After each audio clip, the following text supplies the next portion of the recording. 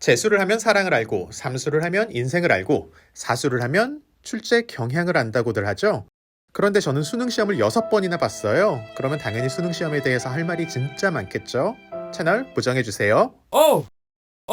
제 인생은 언제나 파란만장했는데 그 중에서도 제대로 인생이 꼬이기 시작한 건 19살 때 첫 수능을 보면서부터였던 것 같아요.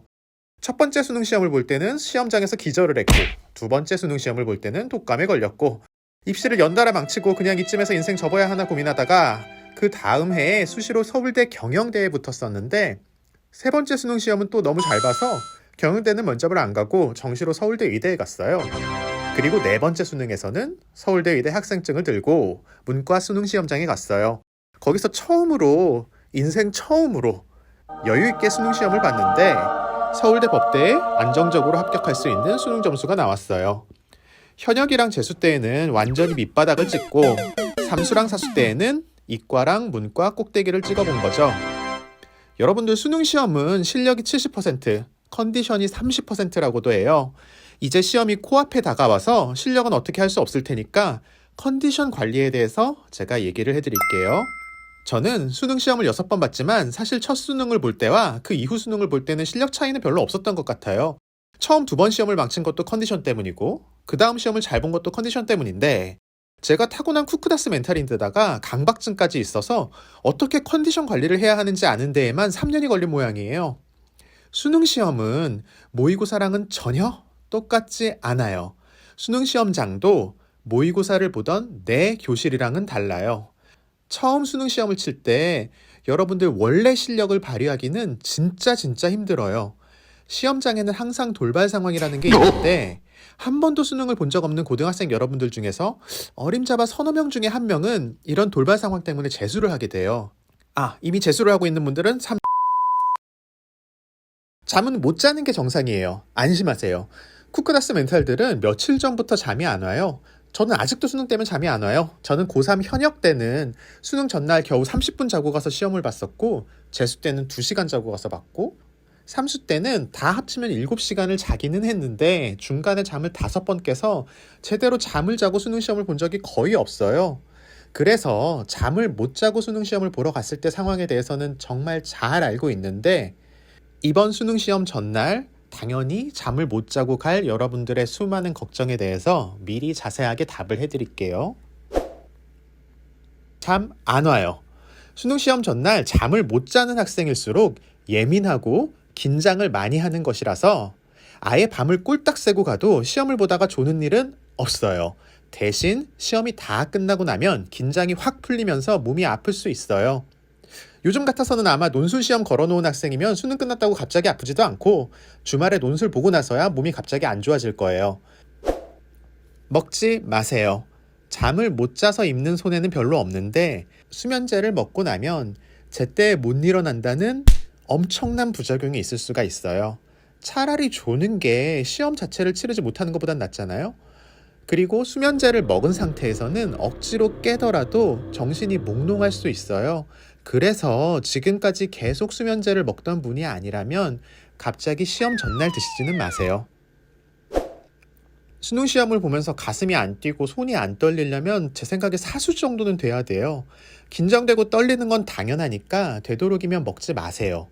다만 예전에 다른 시험에서도 안정제를 먹고 시험을 치러본 적이 있고 그때 특별히 부작용이 없었다면 크게 문제될 거는 없어요.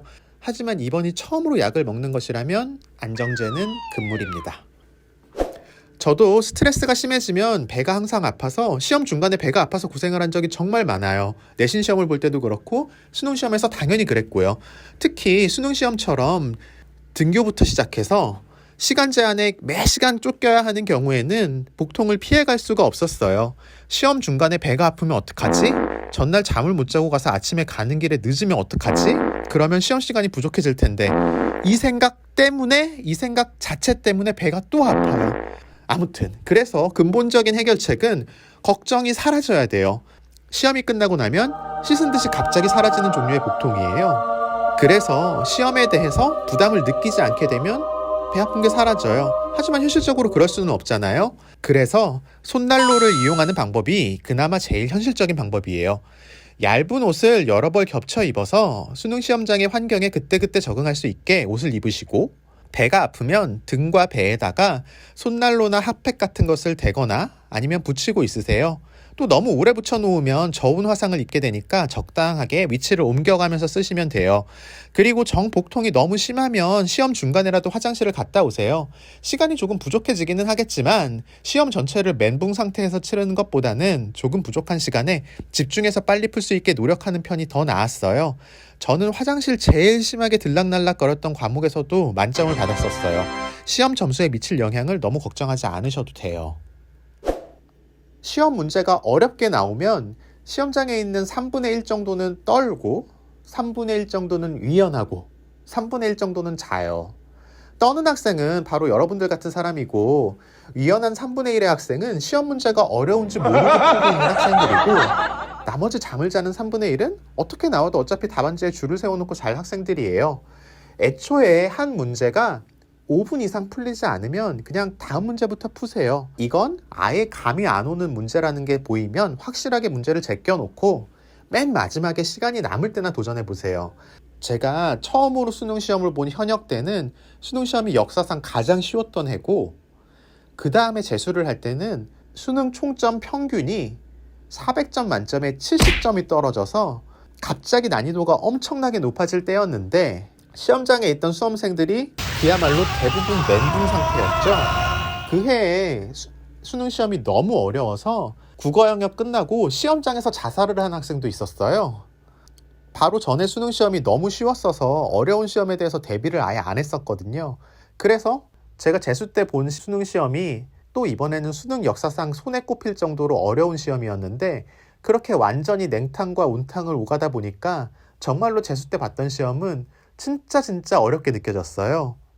저도 2교시 수학 영역 문제를 풀 때 시간이 25분 남았는데 못 푼 문제가 7개나 있었어요. 그래서 다리가 정말 후덜덜덜 거리고, 그때는 수능 샤프가 아니라 볼펜을 가지고 시험을 봤던 세대인데, 저는 그때는 정말 막 손이 막 덜덜덜덜 떨려서 글씨가 안 써지고 OMR 카드에 마킹을 할 수가 없을 정도였어요. 그래서 제가 결국 극복을 하기는 했는데, 제가 극복했던 방법은 이래요. 여러분들은 사실 요즘에는 수학 영역보다는 국어 영역에서 이런 일들 많이 겪게 되실 거예요. 국어 시험이 너무너무 어려우니까. 제가 어떻게 그 상황을 극복했냐면은 그냥 1분 동안 엎드려서 심호흡만 했어요. 너무 당황한 상태여서 실제로는 그렇게 어렵지 않은 문제를 풀어넘기지 못할 것 같아서 일단 평정심을 찾는데 1분을 투자한 거예요. 그리고 나중에 필요한 마킹 시간을 5분으로 잡고, 그때 24분이 남았으니까 나머지 19분을 7로 나누니까 7문제를 푸는데 한 문제당 2분 30초가 나왔어요. 그래서 7문제 중에 제일 만만해 보이는 것부터 붙잡고 한 문제에 3분을 넘기면 무조건 제끼기로 하고 다시 차분히 풀어나갔어요. 어차피 다 맞기는 글른 시험 같고 3문제 정도는 찍어서 운 좋으면 하나만 틀리고 운 없으면 2개 틀리겠다는 전략으로 갔었어요. 다행히 먼저 붙잡은 문제들이 1, 2분 만에 풀려서 오히려 시간을 남기고 다 풀기는 했는데, 결국 그 해에는 2문제를 틀렸었어요. 그래도 25분 남기고 7문제 남긴 것 치고는 아주 준수한 결과였던 거죠. 저는 그때는 두 번째 시험을 볼 때는 현명하지를 못해서 25분 남을 때까지 계속 당황을 했었는데, 여러분들은 문제를 좀 풀어보다가 앞 페이지에서 이상한 낌새를 발견하면, 수능 시험 문제가 너무 어려우면 그냥 이상해요. 수학 시험 문제 같은 경우에는 2페이지, 3페이지를 푸는데 이게 왜 이런 정도로 어려운 문제가 왜 이렇게 앞에 나오지? 하는 경험을 할 수 있을 거고, 국어 같은 경우에는 화작을 풀면서부터 뭔가 이번엔 망했네 이런 느낌이 딱 드실 거예요. 아무튼 시험을 보다가 그런 이상한 낌새를 느끼시게 되면 바로 저처럼 비상 모드를 발동을 하셔서 남은 시간 보고 남은 문제 숫자 보고 어려운 문제 확확 제끼면서 쉽게 주워 먹을 수 있는 문제부터 빨리 따먹으세요. 기절하셨으면 위식을 회복하고 나서 남는 시간 내에서 되는 데까지 문제 푸세요. 제가 맨날 하는 얘기인데, 저 서울대 의대 합격했을 때 정시로 우리 학교 들어왔던 동기 중에 수능 시험장에서 충수돌기염, 여러분들 더 쉽게 얘기하는 건 맹장염 있잖아요. 그 맹장염 때문에 백가죽을 꽉 붙잡고 하루 종일 이를 갈면서 시험을 봤는데, 그때 400점 만점에 390점 넘는 점수 받고 저희 서울의대에 아주 잘 합격을 했어요. 뭐 듣기평가 중간에 화장실 가서 시험 문제 몇 개 못 풀었다고 하더라도 절대로 중간에 포기하지 마세요. 시험 중간에 포기하는 사람들한테 포기하지 않아도 될 만큼 나한테 딱 맞는 시험 문제, 딱 맞는 시험 환경은 영원히 다시 오지 않아요.